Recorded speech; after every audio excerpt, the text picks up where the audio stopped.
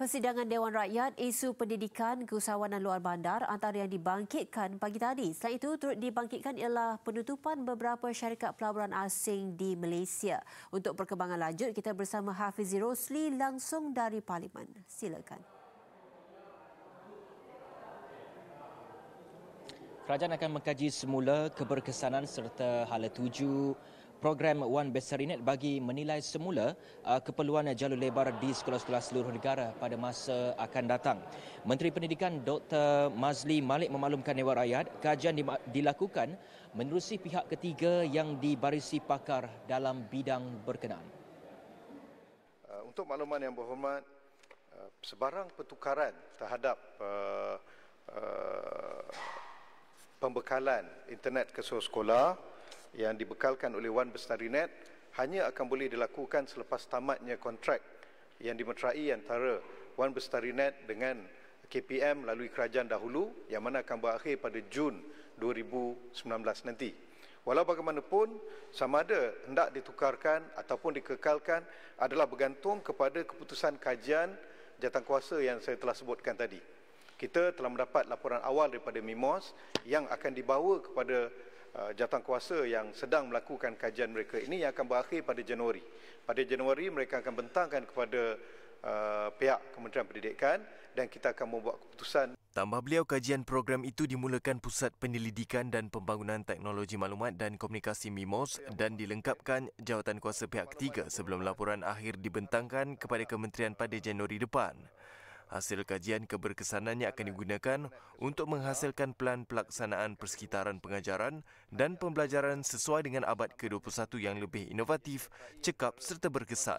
Beliau berkata demikian ketika menjawab persoalan yang dikemukakan Ahli Parlimen Rompen Datuk Seri Hassan Arifin yang meminta penjelasan mengenai kadar pencapaian pelaksanaan program Wan Bestarinet semasa sesi soal jawab menteri.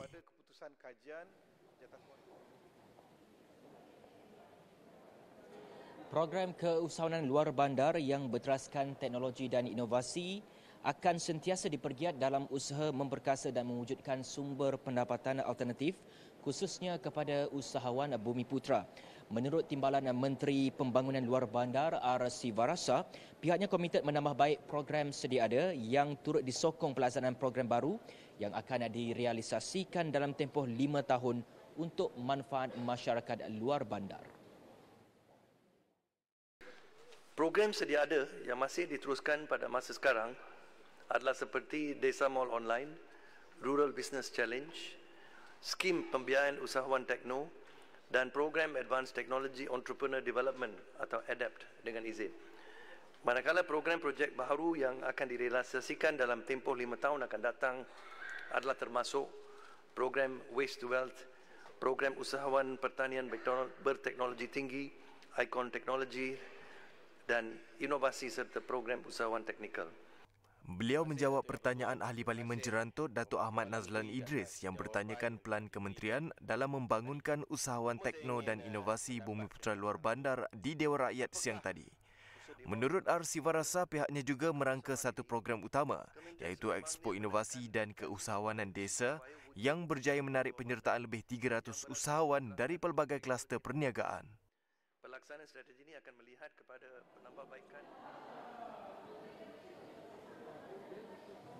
5 syarikat perkilangan membabitkan penyertaan pelaburan asing menutup operasi sepenuhnya di seluruh negara bermula Mei sehingga September lalu.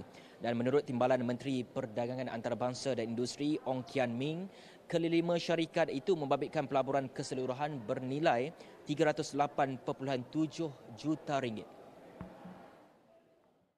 Keputusan penutupan syarikat-syarikat ini adalah lebih menjurus kepada keputusan perniagaan ataupun business decision dengan izin dan bukannya kerana faktor peralihan kerajaan.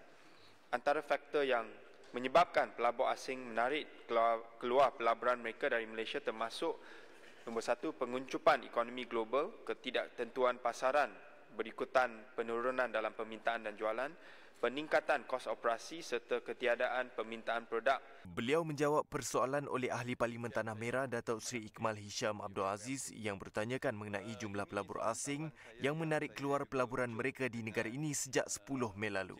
Jelas Ong, berikutan faktor berkenaan para pelabur terpaksa menstruktur semula syarikat dan strategi perniagaan sehingga mengambil keputusan menarik diri.